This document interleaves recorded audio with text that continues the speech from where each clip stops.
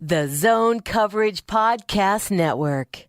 They may be drinkers, Robin, but they're also human beings. Hell yeah, let's get stinko.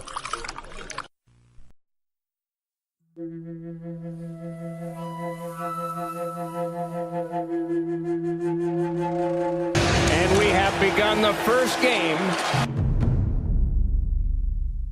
Zetterberg moving in. Shot score! Zetterberg! A shot by Furt, and he has scored. A laser has made it 4-2.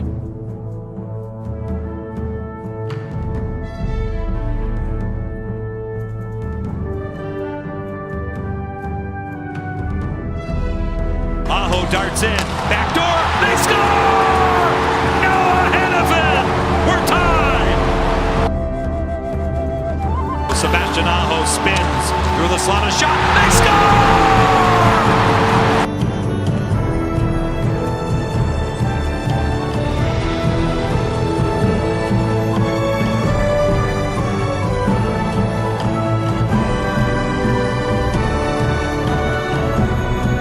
The 20th anniversary season, the former captain of the Hurricanes, Eric Stahl. The final chance, Darling got a piece of it. Canes win.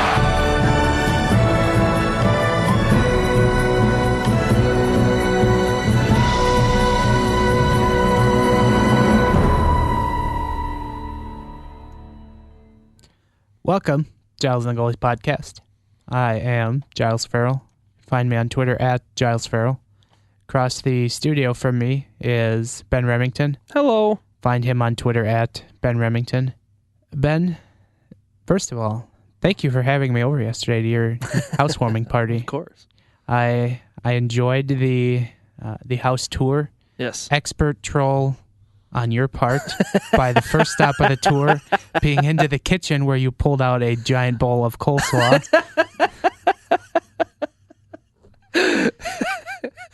I didn't even realize that I was doing it until I was about halfway through, because there was a bowl of coleslaw and I was serving pulled pork sandwiches, and we all know how amazing of a combination that is. But so I see there's like 2 spoonfuls of coleslaw left in this medium-sized serving bowl. So without thinking, I'm talking with Giles and his girlfriend, and I just pull out this giant vat that I had made the night before out of the fridge and just start spooning coleslaw into this serving bowl to better serve my guests. And about 3 spoons in, I look up and Giles is like, "This is an expert troll move right here." And I'm like, "Wow, yeah, you're totally right." I unintentionally pulled the awesomest troll move on Giles without even trying. So that was a lot of fun. And then the tour obviously finishing in the sports room. Yes. Where all the hockey stuff is, which I enjoyed. But no, that was fun. Yeah. I'll send my condolences to our friend Pete, who showed up minutes after I left with beer. Yes, he did. He was not happy on Twitter.com about it. Yes. So that was fun. Before we dive into the week that was the Minnesota Wild, right? Just throwing this out there for our listeners who like different social media platforms. Our podcast has an Instagram account now. Ooh. So if you want to follow us there, Lord knows why, follow us at GatG Wild Podcast. We try to keep it all the same just to keep it simple on all social media platforms. Right. Last week, the Minnesota Wild finally started their regular season. They opened Thursday night in Detroit at new Little Caesars Arena. Please spare me all your hot and ready jokes. I already got it. I did that Thursday night. I did enjoy them calling it the pizza box. I didn't get that. That's kind of a neat little I must have missed that. Side note to that place. I don't know what they would, if that's actually going to stick in that area, that no arena should ever be called its full name arena. I kind of like that vibe. Just like how the Pepsi Center is called the Can. Yeah, exactly. Exactly. Except nobody in Colorado seemingly calls it the Can, but it is listed on the Wikipedia page for Pepsi Center. Look it up. What do they call it in Colorado? Probably just Pepsi Center. Oh, well, God, they're so lame. They're dumb. Anyway, The Wild began Thursday night in Detroit, a 4-2 loss on opening night after the Wild fell behind 2-0 in the second period as a 5-on-3 was converted twice by Detroit. The Wild did have 2 goals disallowed in the first period, which we'll get into in a minute. But then Detroit struck in the third period with a pair of goals to make it 4-2, and they were able to hold on for the win. Were you able to catch this game at all? Well, 'cause I know you were in Phoenix. I was in lovely Phoenix. I went to, so I got back from work. The game started for me at 4:30 p.m. in the afternoon, so pretty tough for me to make it back in time. Went back to my hotel only to find out that they do not carry NBCSN because they probably get their cable from a dish provider who is not kosher with a Comcast-owned network. So I actually went out to dinner at a lovely Ruby Tuesdays nearby the hotel and caught most of the third period. But was following along, obviously, just wasn't able to catch the first half of the game, essentially. But, it looked like it was a game where they got a lot of good chances. Stop me if you've heard that before. But just couldn't convert. And that 5-on-3 they didn't convert on was, I think, maybe a turning point. And then, obviously, Detroit very much capitalizes on a 5-on-3 scoring with the 2-man advantage and then the subsequent 1-man advantage. So, yeah, that 5-on-3 where Koivu missed the open net. Yeah. He shot it right through the crease, and then shortly thereafter, Detroit scored a couple times to take the lead. That pretty much was the turning point. And I think right before that 5-on-3, Bruce Boudreau got interviewed by Pierre Maguire. And, he said, hey, we're dominating and, we were doing everything we needed to be doing. We just hadn't scored. Well, they did score twice, but it was taken away twice. Right. Of which I get the reviews. I don't know. I think more of my frustration was, as I tweeted this out, nothing quite kills the buzz of a new hockey season by having a 5+ minute review 3 minutes into the hockey game. Yeah, and I saw your gif of the Granlund, quote-unquote, goaltender interference, and it seemed like one of those really ticky-tack kind of calls. I get it, and certainly I'm not saying it shouldn't have been called, but I don't know, I guess my fear is that, they're going to get out of hand with this whole goaltender interference thing, and I don't know. It seems like it might go the way of the offside challenge, where finally, they're gonna try to review every goal now on the bias of goaltender interference because they can't.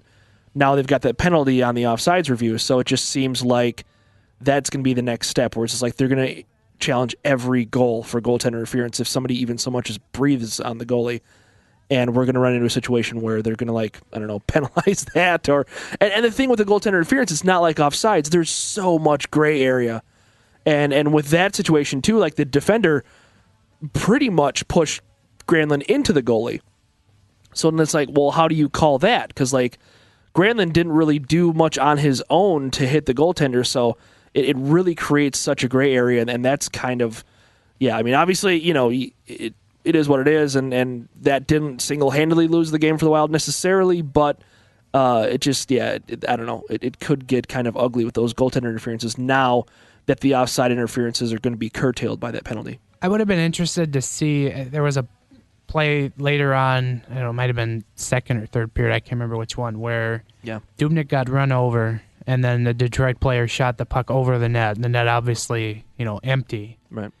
And Dubnyk got up and he started, yapping at the referee, but I would have been really interested to see how that got called if the puck goes in the net, because if they rule it a goal, the Wild can no longer challenge, because they had already challenged in the first period. Well, you just have to hope the refs call it goaltender interference on their own volition at that point.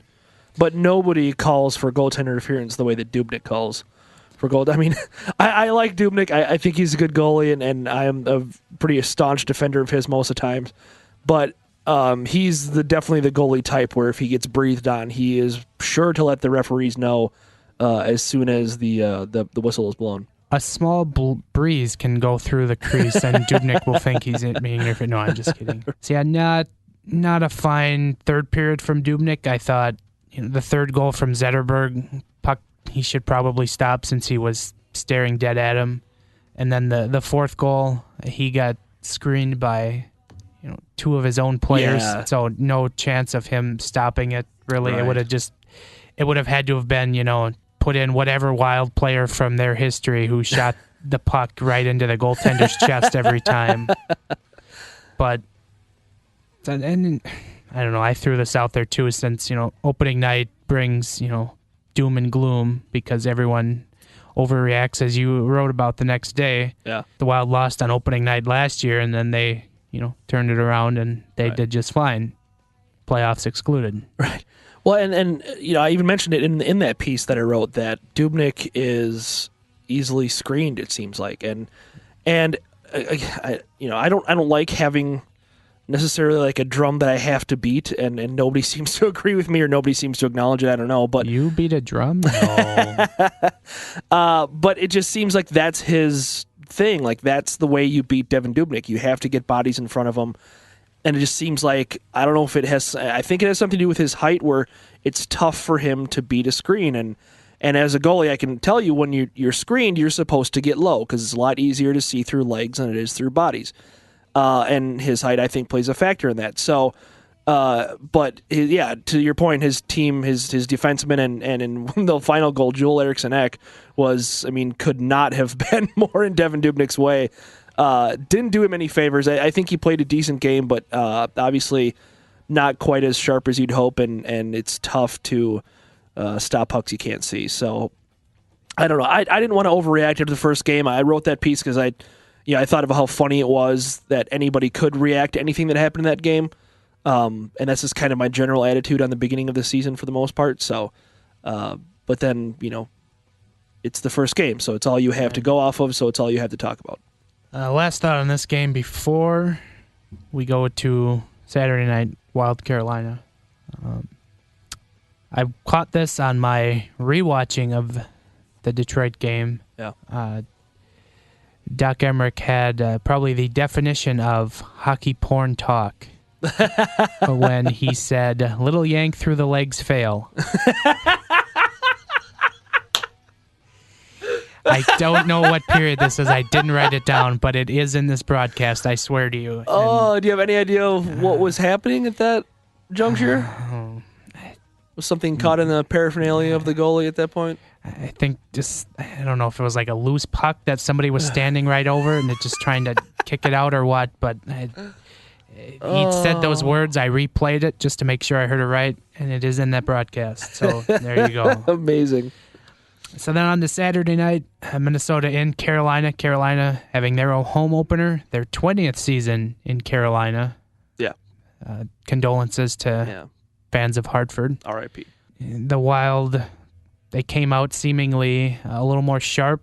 They got up 3-1 midway through the hockey game, and then really, as Bruce Boudreau said after the game, they kept trying to make the home run pass and play for more offense, and when they should have kind of locked it up defensively, and they didn't, and it cost them. They were able to score a tying goal with a half second left to send it to overtime, and they lost in a shootout 5-4. Yeah.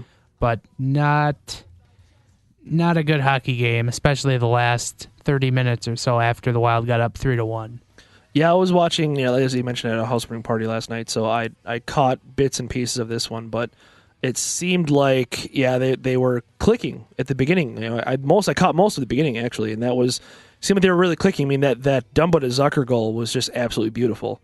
And so, it seems like full steam ahead, and then I obviously have a few fashionable adult beverages and lose track of the night a little bit, and then I wake up to find out they allowed 40-some-odd shots to the Carolina Hurricanes, and it's like, man, playing loose doesn't even begin to describe it at that point, I think. Right, and the Hurricanes in the last couple of years have been a good puck possession team.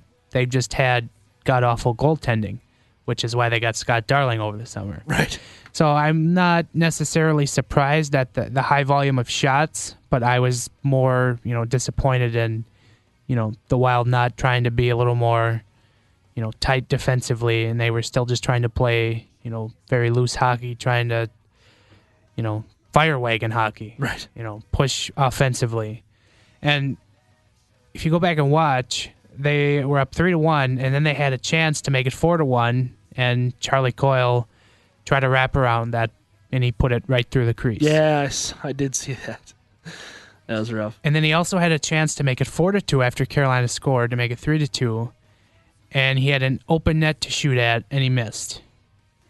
So 2 chances for the Wild, maybe seemingly to put the game a little bit more out of reach. Yeah. And maybe then lock it down defensively, and Charlie Coyle did not do it. And we have a good story for him later in the podcast with our guest. Right. Yeah, he just didn't use dead ass. But no, it just it's I think it's easy to want to pull a lot of analysis out of this, and maybe this team does start off this season with a swoon. Maybe this team does get out of the gate super cold. And then you can certainly point to the fact that they lost the first 2 games of the year. But otherwise, it just, I don't know, I don't want to take too much away, because, yeah, did they not play well on Saturday? Yeah, absolutely. But I also, they played really well on Thursday, it seemed like, and didn't get you the results you wanted in either game. But it's not like you're getting an inconsistent effort here. You know what I mean? Like you're not getting a consistently bad effort is what I'm saying.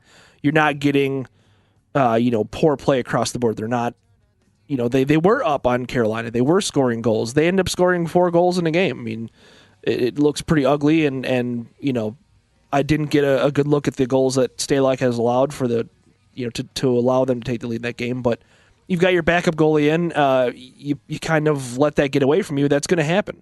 So I don't know. I'm not ready to go nuts just yet, but it is unfortunate, obviously, when you start the season 0-1-1. And since you didn't get to catch the whole game, I'll offer an Alex Stalock opinion since sure. This has become a goalie apologist podcast, unless you've been Alex Stalock. But I thought he played all right. I mean, I wouldn't say he played great, but I thought, he did, what he needed to do. Right. A couple of the goals, really, he just, didn't have a chance on. Right. And whatnot. Decent work from the backup goalie, but, let's keep going through the season before I, formulate a whole opinion on him. And, obviously in the shootout, he had no chance on the Slavin goal, which was a ridiculous move to begin with. Well, and when you let your backup goalie face 40-plus shots, you should be relatively happy with getting a loser point out of it. Right. Like, it's not often that you let your backup goaltender face 40-plus shots and you get any points out of it. Just those 2 things alone is kind of a recipe for not taking any points home at all. Right. So those were the only 2 games the Wild had on the schedule this last week, and as we now have a full week of hockey ahead of us, the Wild have 2 games on the schedule. A 4-day break from Sunday to Wednesday is in store for the Wild, and then they are back on the ice Thursday night at the United Center, home of the Chicago Blackhawks, who have scored 15 goals in their first 2 games of the regular season. And they, as I noted today on Zone Coverage, they're going into a titanic showdown just in the 3rd game of the season with the Toronto Maple Leafs, who have also scored 15 goals in 2 games. And then they follow that up Saturday night. They open the home schedule of the regular season against the Columbus Blue Jackets and the ever so lovely John Tortorella. Torts is in town. That's just super. And then if you think the Wild are going to have few games piled in right after that, wrong. A 5-day break follows the home opener. So subscribe to NHL TV if you want a hockey fix. Right. Like I said, being out of town, I'm not. Oh, this is a beneficial schedule for you. Upset about it, yeah. I'll take it, I guess. You can't be thrilled as a fan that your team is sitting for that long, but seeing as how I will be on the Pacific Coast for the week, I guess I'll take it. So, but yeah, like we talked about last week, it just seems like this is every season. Every damn season they do this, and it just, I don't Nobody understands. I don't understand. I don't understand how the Wild keep getting the same. And it's not like, the NHL is out to get my team. But like, it just seems like it's a conspiracy, man. Yeah, like we're not wearing tinfoil hats, I promise. But it just seems really weird that the Wild have the same exact schedule every single October, where it's a weekend of games. And then, like, almost an entire week off, a couple of games, almost an entire week off, and then they kind of settle into a somewhat regular schedule after that. I don't. This obviously isn't happening to other teams because there's still games being played during those weeks. So I don't understand how the Wild end up with long stretches off to begin the season.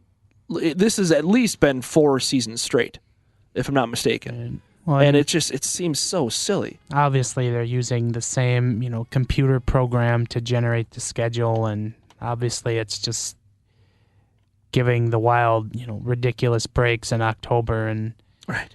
You'd like to think that the Wild could, put in some kind of a memo to the NHL saying, hey, could we have less of this early in the regular right. season? But actually, I'll argue that this is working out in the Wild's favor because Mikhail Granlund, injured right now, missed Saturday night's game. Zach Parise, injured right now. Lord knows when he's coming back, but having less games in October could be more beneficial to getting him closer to 100%. And have you heard any word on Granlund's injury? I didn't see any. I just saw that he was out last night. I didn't see what the severity of it was. They were optimistic he was going to be back Thursday. Okay. The goal was to maybe get him back practicing like midweek. Yeah. After a few days off.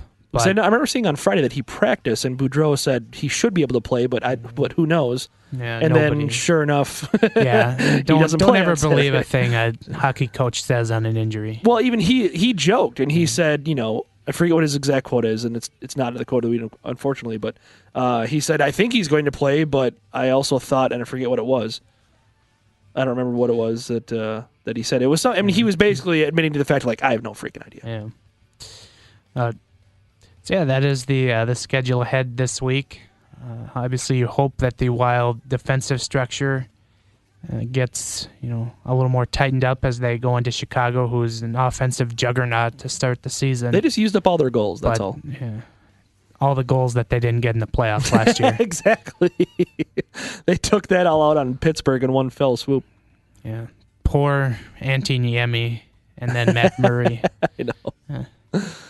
Actually, the Penguins deserve that. It's okay. Well, any other Wild related thoughts?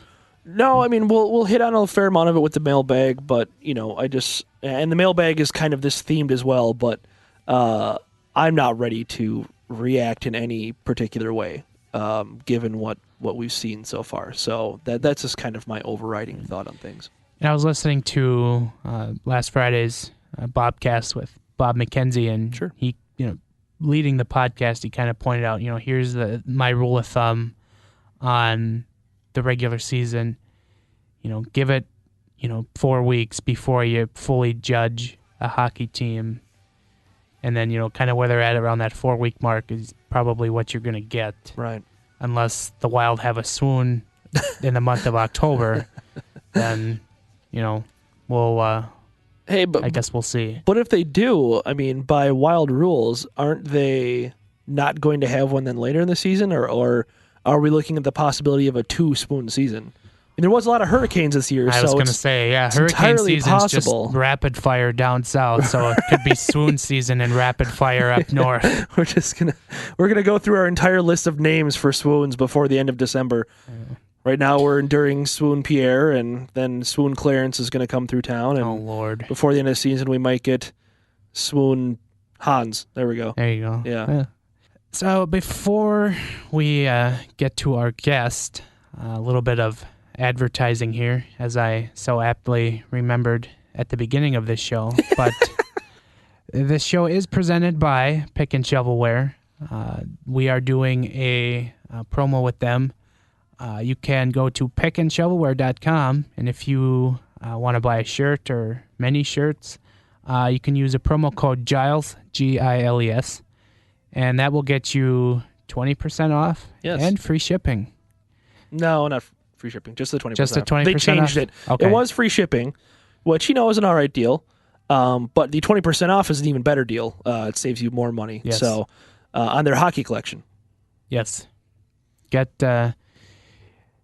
some of the shirts, as I've mentioned before. Big fan of the Cooperall shirt. Yes. Just because I'm nostalgic for, old-time hockey like that. And I recently purchased the St. Paul Civic Center T-shirt. There you go. Being a fan of the old hockey myself. So I remember going to a game at the Civic Center. Yeah? A Moose game. Really? I thought they played at Target Center. No. Civic Center. Really? Yeah. Pretty sure. I can look it up. Yeah. But I remember going to a Civic. Yeah, because it had the clear boards, Yeah, right? and it ended in a shootout. Oh, wow. Yeah. Like, That's it was a regular season game? I don't know. They- I was I'm not 5 years old. super familiar with mid-90s IHL rules, I guess, but All I know from the Moose time is the jerseys were good, but then you look at their roster and Dave Hackstall was on it. So yeah. Sad clown. But anyway, check out pickandshovelware.com.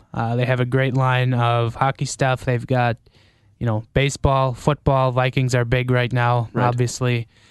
So give them a look. And then we are also doing a giveaway. This is our 4th week, and we have a 4th passcode for you. So then you can fire up the old email and send all the passcodes in to us, and we are going to draw the winner. We'll give it probably towards the end of the week. Yeah. To let everyone get their entries in. Well, let's give them a hard time just because. Probably a good idea. So, Friday? Sure. We'll do a Friday. What time? I always dog it at work anyway. Friday at noon. Okay, so get your 4-word passcode into the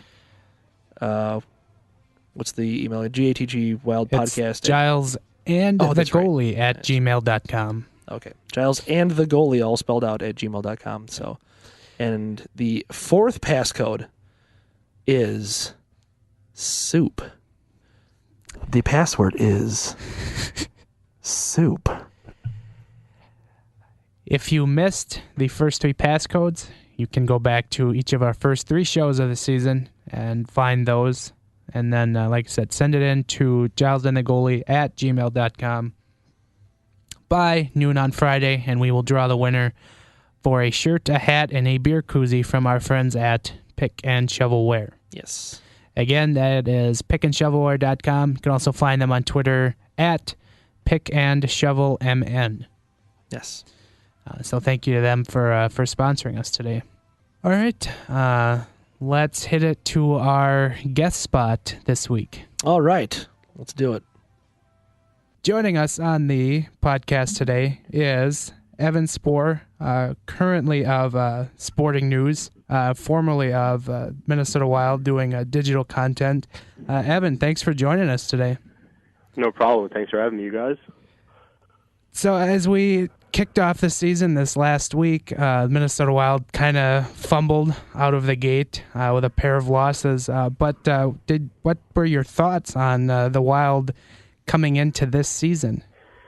I think you have to like the team's outlook overall. I mean, just thinking back to how it ended last season against St. Louis, following that series pretty closely, I think most people at any kind of level, if you just plain watch the games or if you really dove more in depth into the series, could tell that the Wild had the better of play. That doesn't always translate into winning games, and obviously in the postseason that can be frustrating and can cause teams to do some things that are irrational in the off season. But I thought they took a pretty measured approach. They added a few pieces that give them a little bit more depth.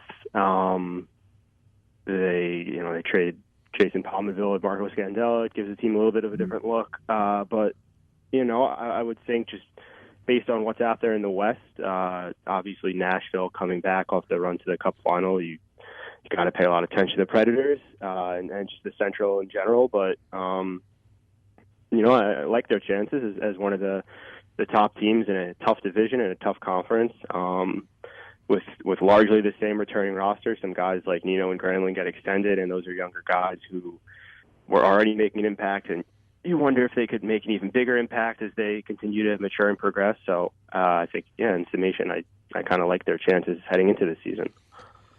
You mentioned the Pominville Scandella trade. Were you a fan of that trade from Minnesota's perspective, or did you see that as more of a win from Buffalo, as both Ben and I were kind of leaning on Buffalo getting maybe the better end of that trade with Tyler Ennis and Marcus Foligno coming back?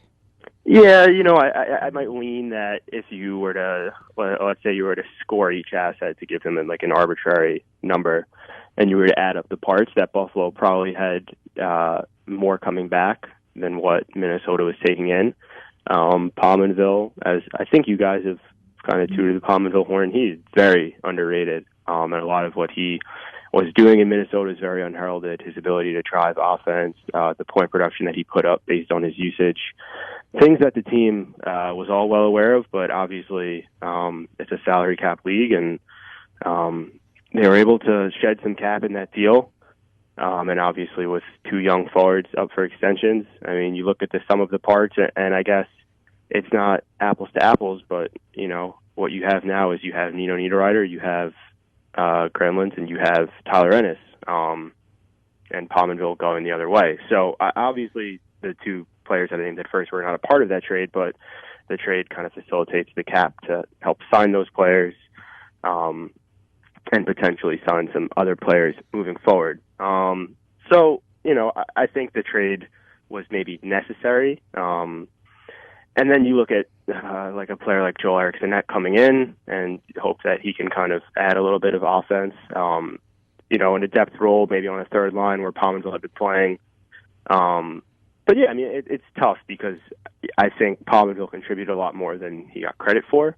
And in that sense, I think there's almost not a knee-jerk, but an instinct to almost defend or to criticize in that regard. You know what I mean? Like, here's a player who his contributions necessarily maybe weren't recognized for what they were. So when he gets traded, of course, you're going to kind of say, oh, well, here's a guy who was never appreciated and now he's gone. So that is a negative. But, I might agree with what you just said, that maybe a little bit more went back to Buffalo than what Minnesota acquired. But, again, there's a lot of other lenses to view the trade under that I think you also have to really consider. And obviously it kind of puts a little more salt in the wound when Pominville comes out on opening night and scores a couple of goals that he didn't do a whole lot of in Minnesota. Or at least his first goal, the backhander, was something that I don't ever recall from him, but I guess that's neither here nor there at this point. But yeah, I mean, like that cross-ice pass he scores up from Eichel. I mean, I've seen that play, not that specific play, but that scenario a million times, where there are so many moments where he seems so snake-bitten, where he couldn't settle a puck or puck was bouncing to him. And I mean, if he plays on a line with Jack Eichel, he's going to score a lot because Eichel is great and Pominville is a willing shooter. But yeah, no, I mean, of course, to see a player be snake-bitten for so long and then go out and do that, of course, it's, you're kicking yourself if you're a fan, but it was almost like in video game terms, like his finishing ability gained 20 points as soon as he got traded to Buffalo. Yeah. I mean, he's bound to regress a little bit, right? Like some of his shooting percentages were pretty low recently. And again, playing with Eichel, who's going to drive that up no matter what, no matter who he plays with. He's got a few things that should, I think, bounce his way this season, so to say. Right. So, we mentioned briefly you were obviously with Wild Digital for a season there. And quite a season that was. It was Mike Yo's final season here. You saw the very brief John Torchetti era. What was it like with your time that you spent in St. Paul? I mean, I really liked it. I should say I loved it, actually. It should be more serious terms. But yeah, no, it was great. It was a very easy team to work with from a player and personnel standpoint. Yeah, obviously, like you mentioned, it was an interesting season in terms of a pretty good start, a little bit of a down. I shouldn't say a little bit. It was, a long losing stretch. We call those swoons in January. Yeah. I'm familiar with. I don't consider myself a local, but I know the whole January, whatever you want to call it, plague or swoon season. Yeah. So, and then, Torch comes in, team makes the playoffs and loses against Dallas in what was a pretty competitive series against a good Stars team. I really valued my time there, from the work I did and the people that I met. As a younger guy, for me, that was an invaluable experience, just professionally, but, from just the hockey perspective, it was fun. It's a team of guys that are, like I already said, are very easy to work with. I think hockey players in general, most people will find that hockey players are pretty approachable and easy for media. But this team especially, just with a lot of younger guys and guys who are comfortable talking and just having a media person around. So for me, that was very comfortable and comforting coming into a new situation. So cool. How many times did you have to ask John Torchetti to repeat himself with his thick accent? You know what? As someone who spent some time in Boston too, I think I was like the decoder. I actually, post game, we're all moving a million miles per hour. We all want to get our stories done and up and done, so we can finish our night's work. So one of the things we'll do a lot is post game. That season, it was pretty much myself and Mr. Russo and Mr. Chad Graff were the three traveling writers, and a lot of times we would split up transcribing. So, coach talks, and then a few players talk in the locker room, and, you have 10 or 15 minutes of audio, and, hey, you take this, you take this, you take that.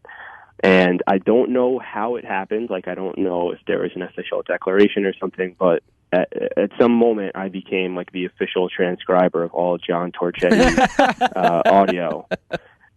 Which, you know what? It was like, it wasn't really that arduous of a task. Yeah. I know Torch, he's got a very thick New England accent.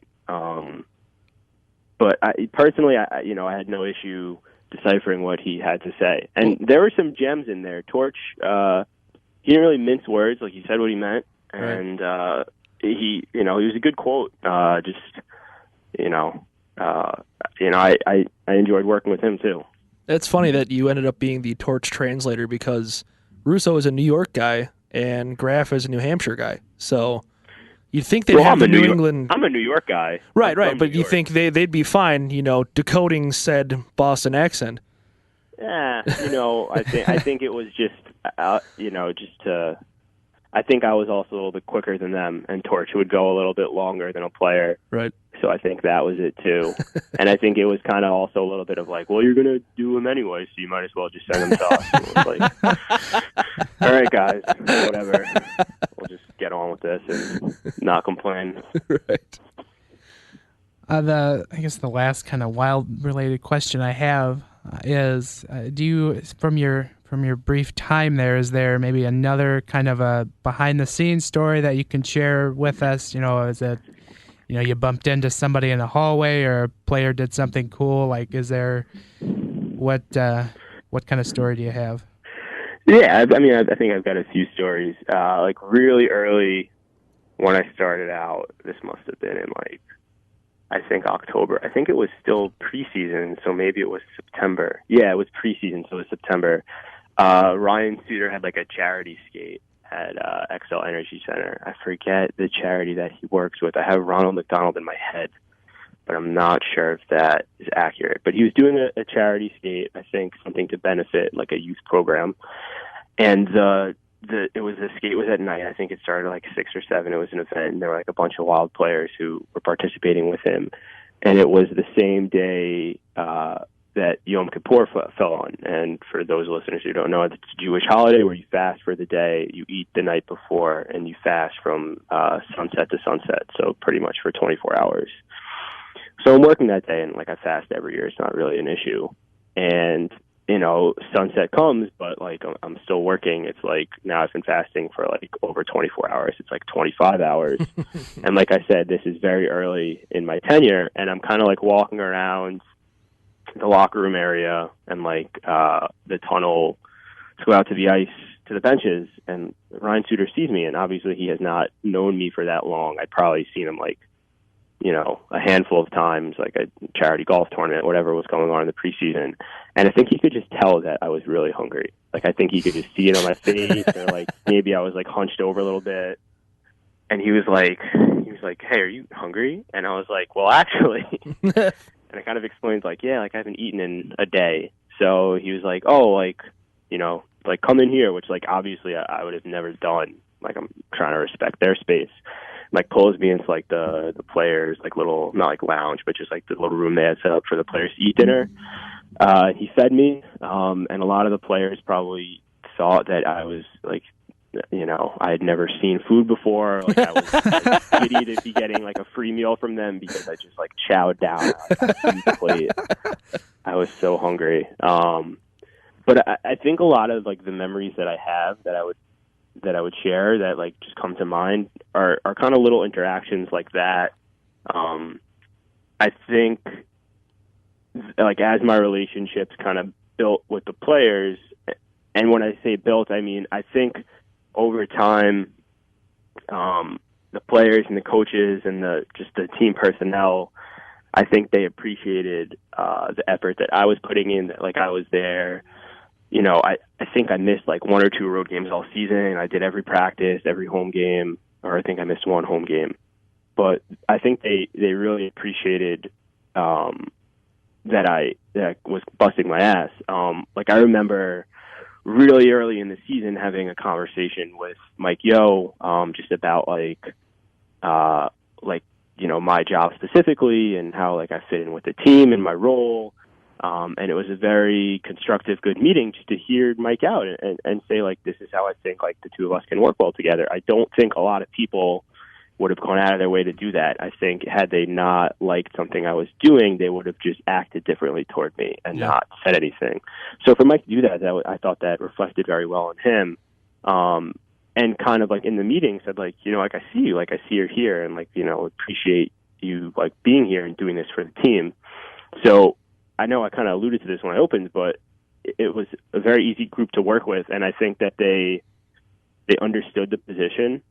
Like, I think there's some players who don't get media, for lack of a better, you know, way of phrasing that. Like, they don't understand the role the media plays. And I mean, you can see it. I'm sure you guys saw the little video that the Wild put out for the hashtag when the NHL got all the new hashtags. Yeah. And, you know, you've got, like, Koivu, like, doing his little spiel, and then Coyle's doing something, and then I think Foligno's in it, and Dubnik's in it. And it's like, these guys, they get it, you know? Like, they're happy to participate. And, you know, I felt like we were able to coexist very well because they respected the position, and were just, you know, they were willing to be cooperative, which, you know, like I did a story with Charlie Coyle about like how he has a huge ass and like how his ass is like how he uses his ass very well to get position in the offensive zone. And I remember, I think we were in Carolina, and I went up to him in the locker room, and I was like, or no, we were in Buffalo, and I went up to him in the locker room, and like I forget who he's sitting next to, if it's like Zucker or Dumba, and I'm like, hey, like I've got something weird to talk to you about, and he kind of like double takes, and he's like, okay. And I'm like, I want to talk to you about your ass.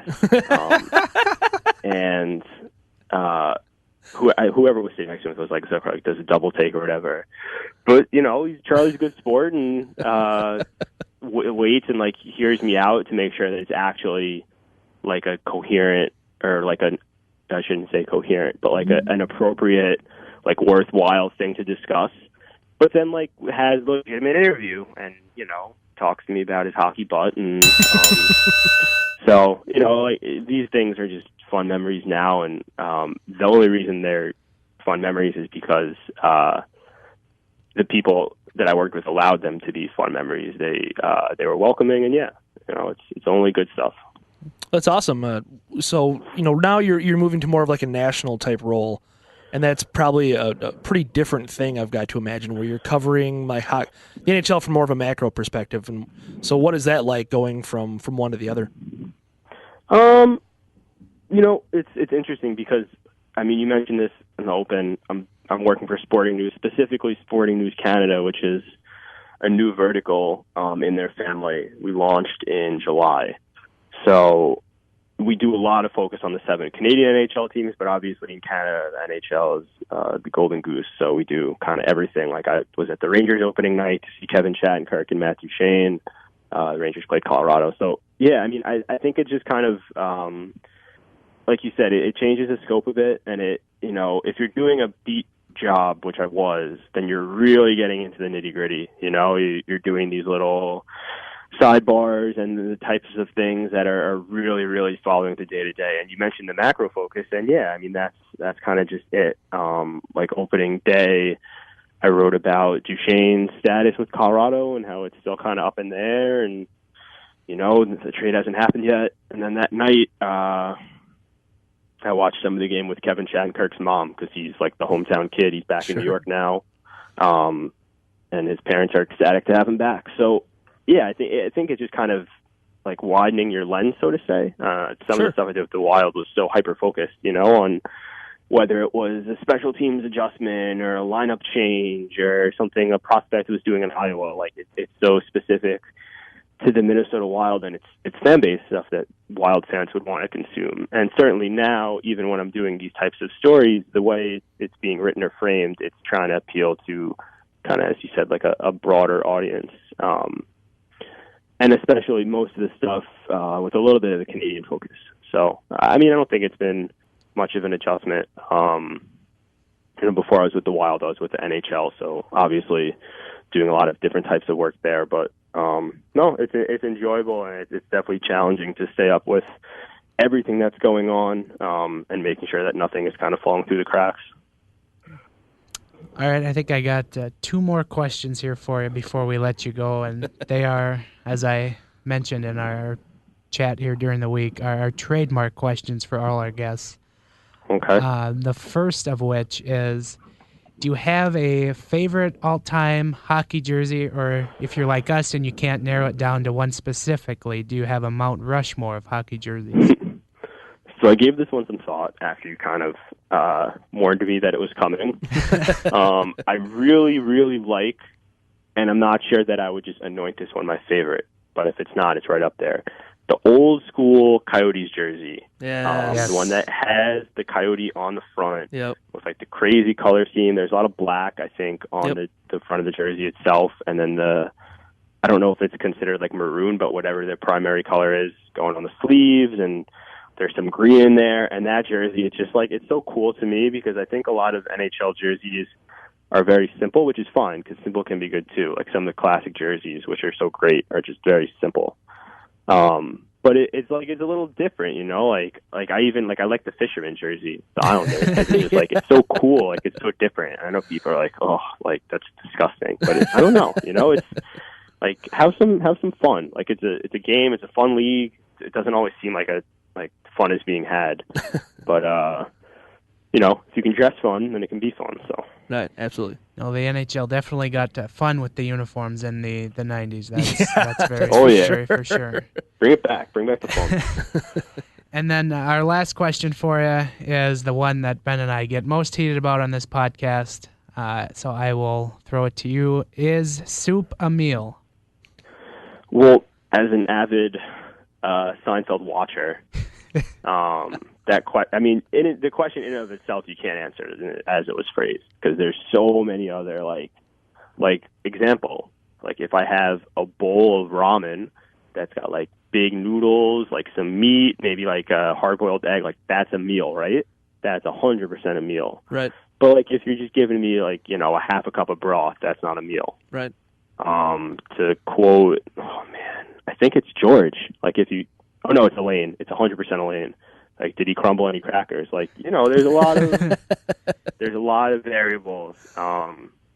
Is it like a cop-out if I just don't say yes or no? Because I feel like I kind of articulated why you can't just say yes or no.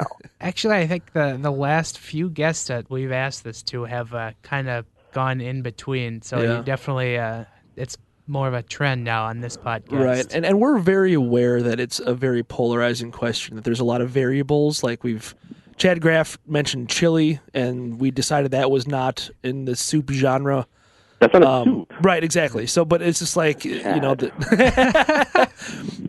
Well, that was his argument too. He said it wasn't a soup, so he couldn't but he was wondering if we classified that as a soup, which I don't know that anybody does. But yeah, there's a lot at work there. Like, is bisque or like chowder soup? Like lobster bisque or clam chowder? Like, I would think so. Yeah, I would consider that.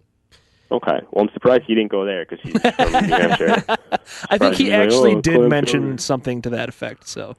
Okay. Well, yeah, I think it depends. It depends is my answer. Okay, that's fair. So, Evan, before we let you go, is there anything you would like to plug, or where can people find you these days? Well, definitely follow Sporting News CA. That's the handle, one word, Sporting News CA. That's the Canadian Sporting News Twitter account, which is up and running now with the NHL season that we are doing a lot of stuff from, whether it's highlights or links or whatever. That's a good way to find my work. I'm not even going to plug my own Twitter handle because I don't care about that. That's like half links and like half bad tweets, maybe like more tilted toward the latter. Yeah. But there, I'm there with you. Yeah, right. That's pretty much everybody. It's universal. And the Sporting News website, sportingnews.com/CA for the Canadian stuff. And yeah, I know we're excited to be up and running and trying to carve out a little niche in terms of with NHL starting up, bringing some different content, some different ideas to the table, and giving people a reason to read. So definitely check out some of that stuff. No, thank you for jumping on with us today. We know you got to get to the rink tonight to cover the Rangers game, so we'll be chatting with you again soon. Yeah, thanks, guys. I appreciate it. Yeah, thanks for coming on. Thanks. Thank you to Evan again for joining us. Obviously, as I mentioned at the end, he was on his way to cover the Rangers-Canadiens game tonight. I'm jealous in many aspects.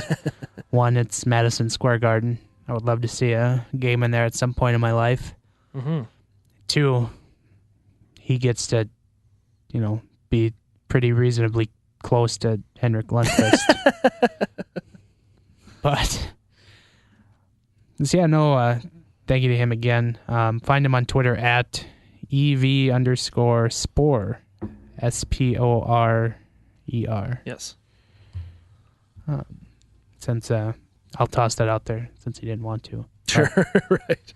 So yeah, on to the Bruce Boudreau Quote of the Week. Hi, this is Bruce Boudreau. I don't see how in Toronto that they're calling it, unless it's a guy they just pulled in off the street that hasn't seen hockey before. If I were the fans, I'd be booing even more because that, they pay good money for this. If you want it, don't just think you want it. Go out and f***ing want it. Well, I was thinking about this earlier today, and I really hadn't seen anything that caught my eye, so I kind of had to dig deep and find something, which is a rarity for the coach because he's just so full of it. But on Wednesday, before the Wild opener on Thursday, the signing of Daniel Winnick hadn't been announced yet. They were trying to work it out because obviously the Wild are, deep in cap issues. Right. But Michael Russo asked if he knows who the Wild's 12th forward will be on Thursday because the Wild only had 11 forwards ready to play Thursday because Winnick had officially been signed, and to which Boudreau replied, "Ha ha ha ha ha." It could have just been laughing, but that's how it was tweeted out. So just imagine what you will from him saying that. Well, and yeah, it just kind of speaks to the start of the season for the Wild that he is just kind of like, ha ha ha ha, that they didn't have, Winnick was, a shred away from not playing on Thursday because of visa issues, in the finalization of his contract. And then obviously Saturday, Granlund is not available. So it just kind of shows you how thin this team is right now. And they haven't gone into the season where, they're still kind of unsure of what they're going to do with Parise as far as, I don't think they can long-term him. But, this is kind of where this team's at. They're kind of in a tough spot, and I'm sure Boudreau feels that. Obviously, he's the coach. He's the one that decides the lineup, and he has virtually no flexibility whatsoever right now. So, good on him to maybe make light of the situation in what little way he could. But that's Boudreau, I guess. That's how he operates. So now it's time for us to open the Giles and the Goalie mailbag. Yay. Of which we have quite a few questions to get through. Not just from Series Mashup. Yeah, we're going to... Actually, I tweeted at him earlier in the week. So I was like, I missed your... Because he replied to me on Twitter, and then I just replied back, I've missed your questions in the mailbag. So this was... He's making up for some lost time here. This was the vengeance that he brought back on you. Thank you for that. So we're going to get through all of his questions first. So the following questions are from our friend Serious Mashup. Yes. First question, how about those Blackhawks slaughtering the Pens? Well, we kind of hit on that, but rest in peace, Antti Niemi. Anytime you can see, overexposed, overcovered team on overexposed, overcovered team crime, I think it's enjoyable. Would I've rather seen like the Winnipeg Jets absolutely destroy the Penguins, and that would have been a lot more fun to watch. Yeah. Or seen like the Calgary Flames absolutely embarrass the Blackhawks. Yeah, that would have been more fun to watch. But yeah, I mean, you got to take what you can get as far as watching the Penguins get embarrassed, because it doesn't happen very often. I think it was you that threw it out there, but nobody really noticed that this Blackhawks-Penguins game was not on any NBC network. I know. I didn't even realize it till later in the night, and like it dawned on me because the Wild game was obviously on the network, and I was like, holy crap, their two golden children played each other, and 11 goals were scored, and it wasn't even on their network. I don't know. But seeing as how the Penguins got embarrassed, maybe they didn't, maybe they're glad after the fact they didn't have that game on. And from Serious Mashup again, has the veterans' buy-in factor into Boudreau's coaching decreased? To what extent? I don't know that there's any evidence of that. Do you? Well, I think there was a podcast with one Mr. Russo, and he kind of put it out there during this week that one prominent defenseman on the Wild roster, who will remain nameless, asked that Jared Spurgeon be put back on his defensive pairing. Oh my God, with this guy. And to which the head coach obliged. So it kind of took on a little bit of a life of its own. But I would say no. I don't think these guys have, fallen on deaf ears with Boudreau yet. I mean, that will come at some point. Hopefully not, this year, but, all NHL coaches have a shelf life. Right. As we saw with Mike Yeo and, as we've seen with, like Ken Hitchcock and recently in St. Louis. You have to be like a Hall of Fame, Joe Quenneville kind of a coach. Well, even he was fired from jobs, so. And Joe Quenneville opening up the season seemingly on the hot seat as his, relationship with Stan Bowman, seemingly getting worse each passing year. Right. From Serious Mashup, predictions for the Blackhawks game, #blowout. I would argue that, the Wild will win. Yeah. Because they always seemingly get up and play for the Blackhawks. Right. Especially in the United Center recently, which is weird. But I wouldn't be surprised if they won, but God help us if the Wild come home on Saturday to an 0-3 record. Right. I think I'll predict that they win simply for the fact that no one expects them to. At this point, like the Blackhawks have annihilated every team in their way so far this season, all two. And the Wild seem like they might be scuffling out of the gate a little bit. So for those reasons alone, they'll beat the Blackhawks. They'll embarrass the Blackhawks and then come home and get embarrassed by the Blue Jackets because Minnesota. Is the annual swoon starting early? Well, we kind of hit on that early in the show, and we certainly hope not, but we'll have to consult our swoon expert, Mr. Reynolds. Well, and, I think Reynolds would be able to diagnose, but maybe this swoon is like if you want to equate it to hurricanes as we have, this is like a tropical storm right now. and so it hasn't quite gained enough steam for it to reach swoon status and therefore be named. I know they do name tropical storms, but Well, and I just want to put this out there. I'm not, implying that, the Wild are going to go to the Stanley Cup final, but right. I just want to point out, like the Nashville Predators were very underwhelming for a better part of 3 months last season. Everyone was high on them early on, and then they just seemingly fumbled, until December, and then finally January rolled around, then they took off. And they never really stopped until the Stanley Cup final. So I'm just saying, like, if you really want playoff success, let's judge them on that and not, throw the panic button up until an appropriate time to do so. Right. And so, to your point, do you want a swoon from this team in October or do you want another swoon from them in March? No. Yeah, I'm taking October. Ideally you don't have any, but you'd also be hard-pressed to find any team, even especially good teams, that don't struggle at some point during the season. So, if they do scuffle out of the gates, yeah, I'm not really that worried about it in a long-term thing because, as we've talked about now, we've reached the point, I think, with the Wild where I don't want to say nobody cares about the regular season, but nobody cares about the regular season. So let's just not worry about it that much. Let's just, keep our focus on, as fans and from a team standpoint, I think the team, needs to keep their focus on, having a good enough regular season where you're in a decent position in the playoffs, where you're not, on the road every series perhaps.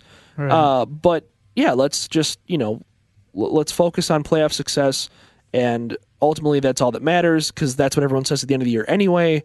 So if they have an October swoon, they have an October swoon. I mean, Bruce Boudreau just did it with the Ducks 2 seasons ago, and they ended up winning the division. Yeah. And I think in that season, didn't they go to the conference final? No, it was the season before. Okay. That season, they ended up losing in the first or second round, and that's when he got fired. Okay. But just the season before, to your point, they were in the Western Conference Final and took the Blackhawks to 7 games.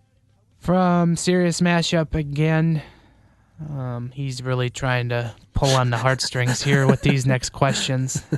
Which one is this year's girlfriend team besides the Wild? He's kind of saying, like, who's going to be your second team? Right. Like he throws out, he's big on the Oilers. Uh-huh. I will be all about the Maple Leafs this year. What? I will watch. I will watch the Maple Leafs this year because they are incredibly fun to watch. Right. But do I hope they win the Stanley Cup this year? I hope not because Toronto Twitter is the worst. Oh God! But I did pick them to win the Stanley Cup this year. So, and then he follows that up with, "Will the Capitals win the President's Trophy yet again this year?" Well, Alex Ovechkin's on pace to score like 160 goals, so sure, what the hell. I saw a tweet today that he is single-handedly taking out not going to the Olympics on the rest of the NHL, and I really like that. Yes, that's fair. He is pithed. Yeah. So yeah, it's I don't know. I don't really have that kind of thing. I mean, you've always had your love affair with the Capitals, and Henrik Lundqvist separately. Yeah. I've never really had that. I certainly have teams that I don't like, but for the most part, I'm just kind of like, I want to see good hockey. I've got players I like. I guess I'm kind of all over the board with it. I'm much more of a macro guy, as we talked about with Evan Sporer. I like seeing the entire game. Jump on the Vegas Golden Knights bandwagon. 2-0, baby. If I do have a girlfriend team, it would be Vegas because, God, obviously after last week, it's really hard to talk about Vegas, but. I do really love Vegas. I have, as you saw, I have an entire bathroom decorated in Las Vegas paraphernalia. So, well, I kind of had to stand at a distance from it, but yes, I did kind of see in there. Sure, but yeah, so I do really hope well for the Vegas Golden Knights. I don't think they're going to be any good, and this 2-0 start is obviously a lot of fun for them, and Lord knows that city needs a little bit of fun right now. So I don't know. I just I would like to see them do well, but I'm not ready to say that they're like my second favorite team just yet. Speaking of girlfriends, I forgot to credit mine with the creation of the Instagram account. Oh, that was her idea. So hopefully she listens to this part of the podcast. Anyway. Oh, crap. I exited out. Uh-oh. Red alert. Oh, no. I think we got one more here from... Oh, nope. We got two more. Two more serious mashups here. All right. Any idea how a Parise buyout would affect the Wild cap hit over the next 16 years? Yes, sir. It would suck ass. Spoiler alert, really, really bad. So, yeah, that's... I don't have the exact numbers. I'll look them up right now just so we can kind of punish ourselves. But should I cue up the sad music again for this? Yeah, because it's just like, God, it would just... It's bad enough that we have to worry about them having a recapture penalty, but to even fathom a buyout, like, I just don't see how that would. I mean, you're better off hoping that they have some kind of amnesty buyout, because otherwise, it's just. I mean, that's just absolutely brutal. It's not good. Yeah. No. Anyway, I haven't gotten to it, but yeah, it would be. God, I think. So it'd be 16 years. Yeah. And it would be, in the range of, let's see. 2, 4, I mean, there's 7, some years 18, when it 20, gets pretty bad. 36.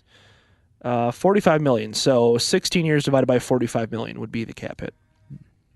That's bad. So you're looking at, There's 2 years in the middle there when they get hit with an $8.2 million cap hit. Yeah. That's not good. Yeah, that's not good. So no, they're just going to shovel him onto LTIR like the rest of the league does.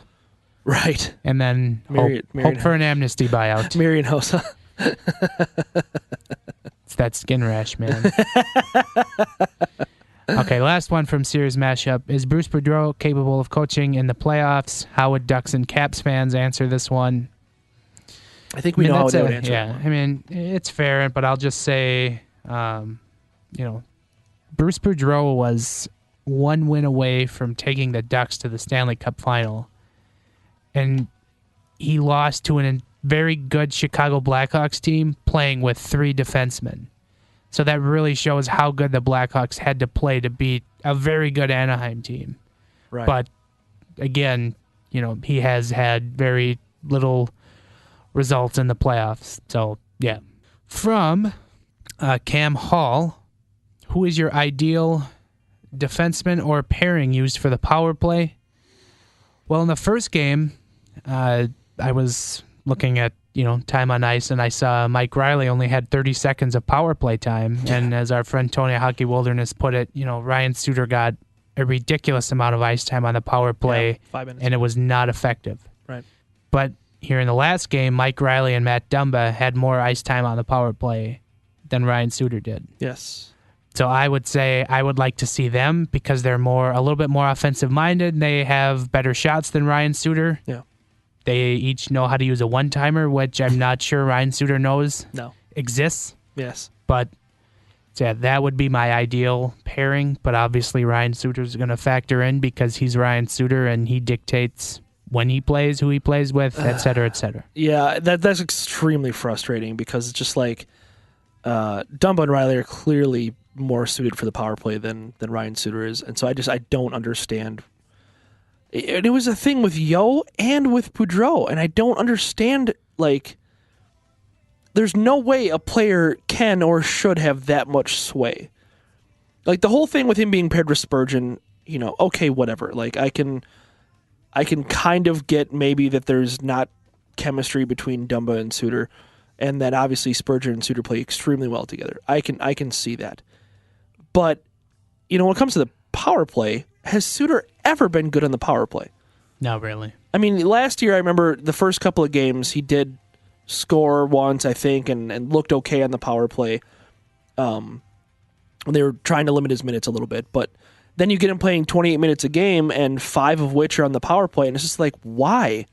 Why are you getting his minutes closer to the half-hour mark, putting him out in a situation where you don't need him? Not only that, but he hurts you in that capacity. And so I'm really glad that it somehow only took one game for that to change.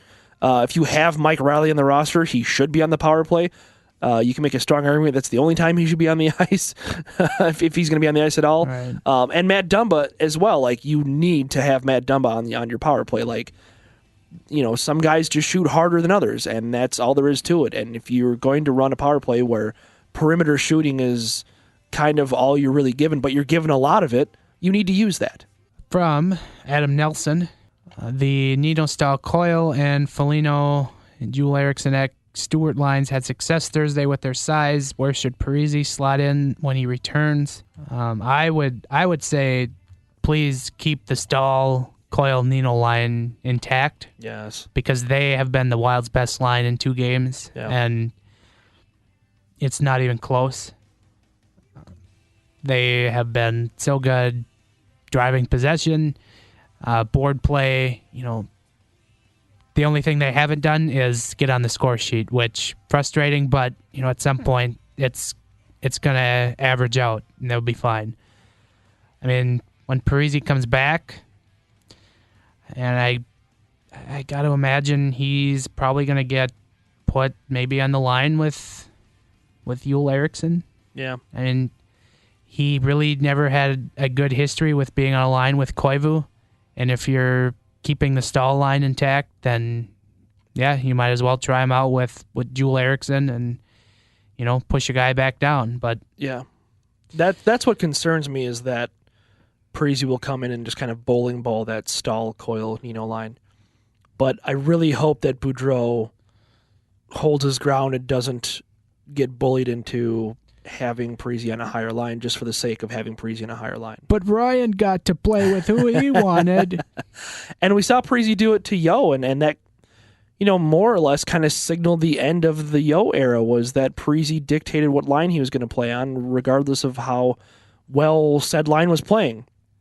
But yeah, I think he'll end up with Eriksson Ek, and the other wing is, I don't know, Foligno or Stewart. Forgive me for not caring, I guess. I don't know.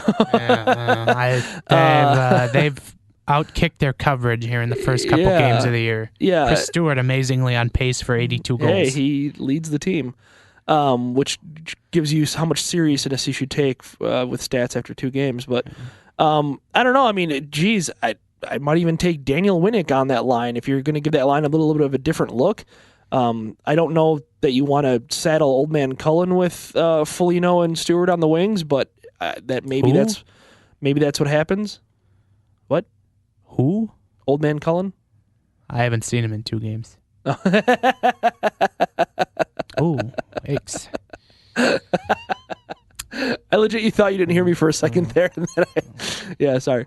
And no, that wasn't a play on a soundbite from a radio station in this town. No. All right, last question from Makaleski. I know it's early, but do you think there's regret on the defense decision? And by that, I mean Matt Dumba not getting the boot. To put it nicely, no. As I mentioned last week, I am all in on Matt Dumba this year. This is going to be the year of Dumba, and I still stand by that after 2, not good games. I'll be the first to admit, after rewatching these games, he hasn't had a good go-around, but I think he will get better. Yeah. So give it a little bit of time, find a different whipping boy maybe, folks. I don't know. Yeah, I just, the whole Dumba thing, let's not act like Marco Scandella ever, well, not ever, but let's not act like Marco Scandella was good for the last 2 seasons. Right, I think not being with Marco Scandella is going to be good for Matt Dumba. It's just going to take a little bit of time. And then on top of that, regretting the decision, well, who else are you going to get rid of? You're going to get rid of Dumba, and then you're going to have what? You're going to have 7 defensemen that are left-handed and Jared Spurgeon, and that's your defensive core. It's really it's not like with forwards where you can interchange the left and righty a little bit. With defense, it is so advantageous to be playing on your hand, your handed side, that it just it's very, very advantageous for that. It's not like being a forward where you can kind of freewheel a little bit and your handedness doesn't quite matter as much. They needed to keep Matt Dumba. Simple as that. And nobody should be regretting keeping him. No. All right, that's the mailbag. We're going to try and move it along here because we have to get to jerseys. Yes. Here to start the third period. What team is this? It's not Team USA. Oh, yes, it is. They've got on new uniforms. They're wearing the logo of the Duck. I've never seen this before. Jersey of the week. As we've been doing this season, we are going to imagine what a third jersey next year is going to look like for every team. Yeah. As the prudent jersey experts that we are. And this team of the week, since we only have 2 to pick from, we have the Columbus Blue Jackets, who have had a relatively boring jersey history.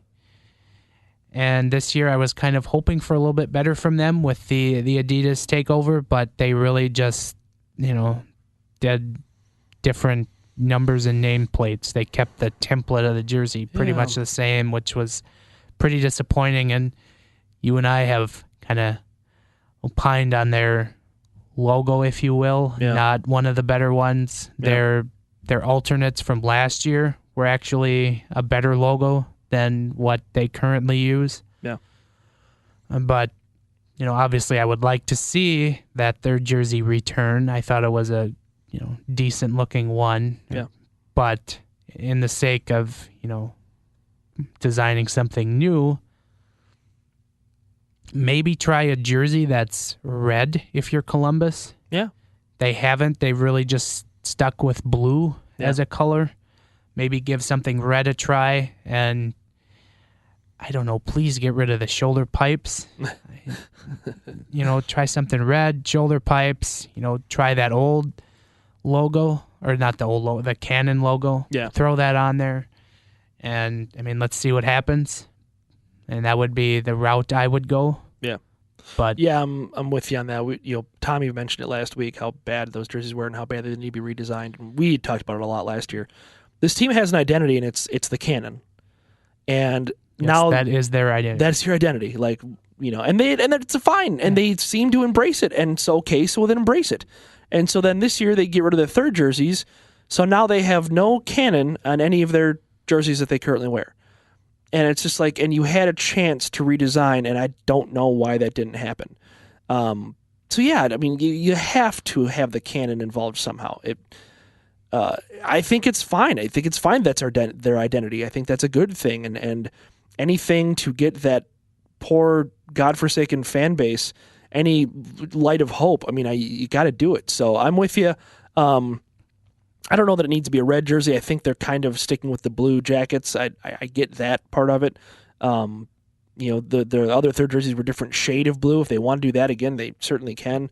But I don't know. I would rather see them do an entire redesign. But obviously, the third jerseys, if they're going to involve anything, it should be the Canon. That should be. And their third jersey before it was the Roundo logo, and it had the Canon inside. If they just went with the Canon, they don't even need the round, Columbus Hockey Club or Columbus Blue Jackets, whatever it was.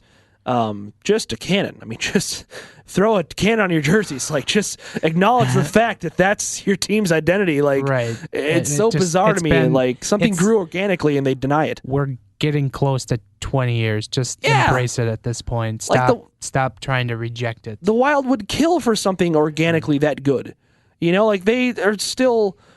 They're still patting their fans on the top of the head and telling them how awesome they are and how they need to contribute water to an ice rink. And, they still haven't found something that, Nashville found catfish. Our ice. and Columbus found this Canon bit, and, the Wild still haven't found something like that. And Columbus did, and they almost ignore it. We have white towels. Which is Winnipeg's thing, the whiteout. Rarely used white towels. Yes. You don't even need to wash them, folks. Do you think they can send last year's towels back and just have them reprinted this year? Do you think it works like that or no? Yeah, because I don't know. They didn't use the committed. So, the 17 wasn't in the committed part, so maybe they could reuse them. But I still think they should go with the good isn't good enough with the IS being an 18. That was a stroke of brilliance on your part. Yeah, there you go. A rare stroke of brilliance. Doesn't happen much. All right. That's it for jerseys, and we can probably wrap it up. My final thought is, thank God somebody signed Jaromir Jagr. Yes. We mentioned him last week with that tweet of his cat. The Flames signed Jagr. Thank you, Flames. The Traveling Jagers, thank you. We saw them appear, and Jager joined them himself Saturday night. So that's exciting to get Jager back. I hope this week is the week he makes his debut. Yeah.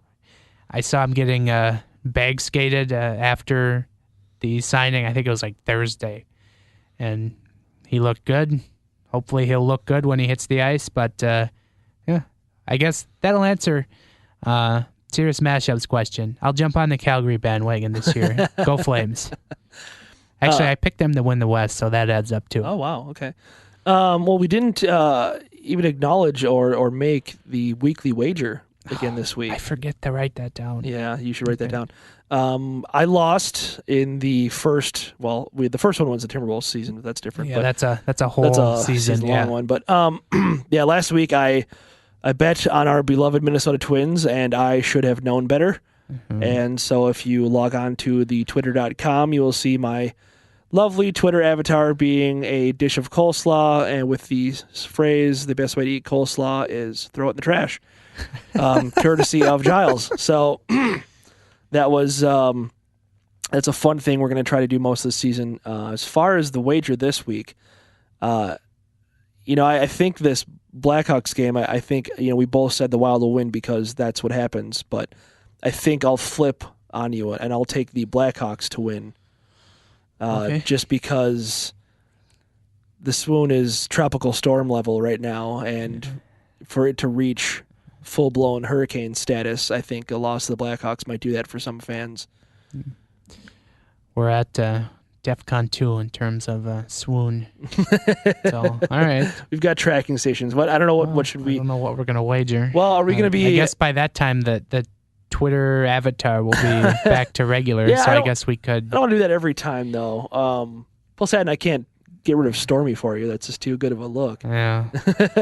Well, at some point, I'll probably actually use a real photo of me. Well, let's not get ahead of ourselves here. Nobody wants to see that. No, let's keep it anonymous. No, we'll wager. We'll wager if we're at the bar next week. We'll wager a beer on it. Yeah, we'll go with that. We can do that. Right. I like beer. Yes. I've heard. I have lots of beer in my fridge right now at home. So our podcast history is one that backs up that statement. Yeah, indeed. So, all right. So now that can do it. Do you have any final thoughts? I mentioned it a couple of times. It's early in the season, and so would we like to see the Wild win games? Absolutely. But if they don't, I don't think that we need to absolutely hit the panic button just yet. I think the panic button is a long ways away. I think if they're out of a playoff spot come Thanksgiving, that might be the earliest you can maybe panic. Usually isn't like Thanksgiving like the litmus test? Yeah, like if you're in a spot at Thanksgiving, you're more than likely going to make it.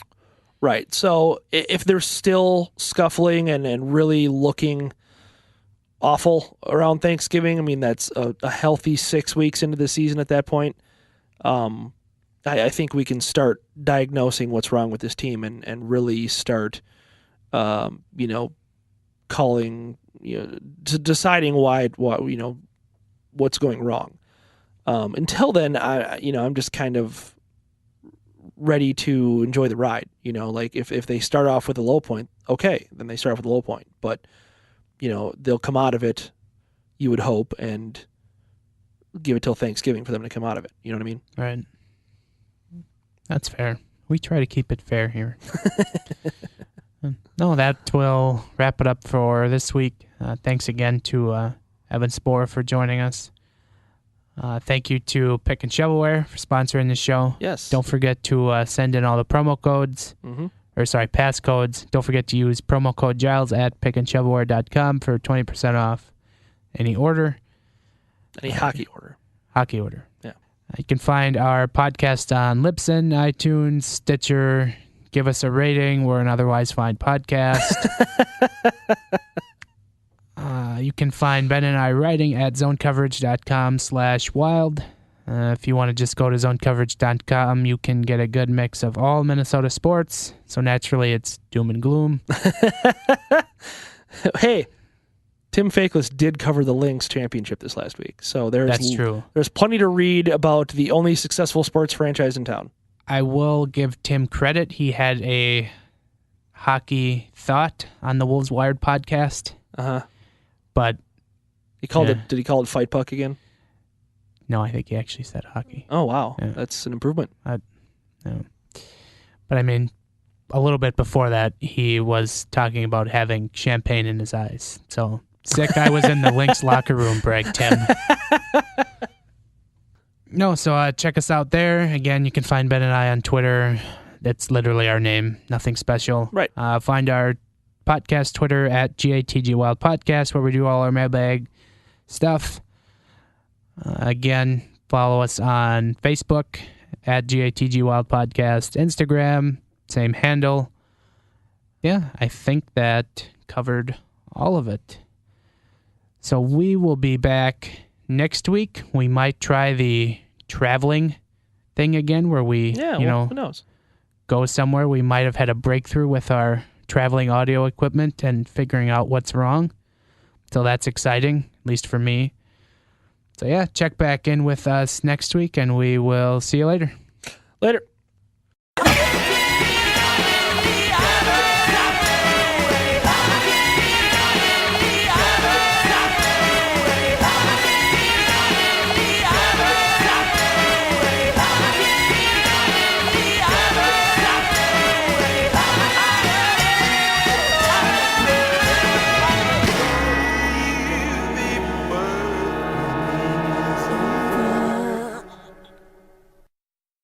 It's not resiliency. You're making it sound like we're good. That's all. I'm done.